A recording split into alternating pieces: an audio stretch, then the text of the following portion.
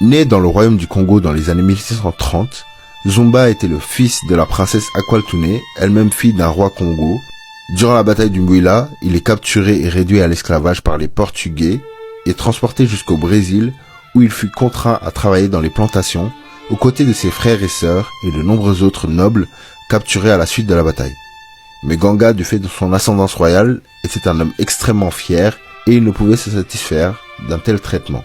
Aux côtés de son frère Zona et de sa sœur Sabina, il réussit à s'échapper et s'enfuir vers ce qu'on appelait alors un Mokambo.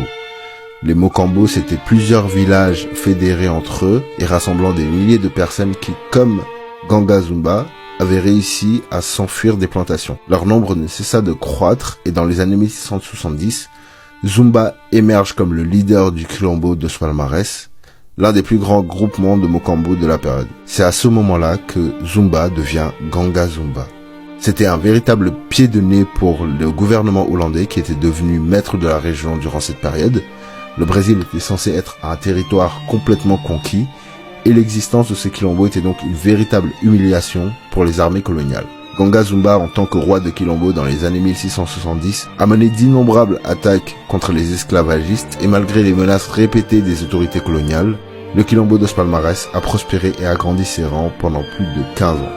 Une économie collective basée sur l'agriculture, le commerce et la propriété foncière communautaire y est mise en place. Tout cela était en grande partie chapeauté par Ganga Zumba lui-même.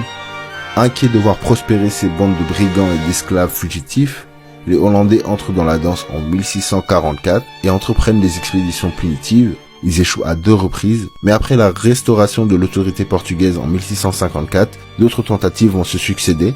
Des dizaines d'expéditions militaires ne suffisent pas à détruire le Quilombo dos Palmares. Ganga Zumba a donc solidifié son statut grâce à ses prouesses, son charisme et surtout son esprit tactique militaire et régna avec succès sur ce royaume nouvellement fondé pendant plus de 15 ans. Il est toujours célébré et reconnu comme un des héros et fiers défenseurs de la liberté dans l'histoire du Brésil.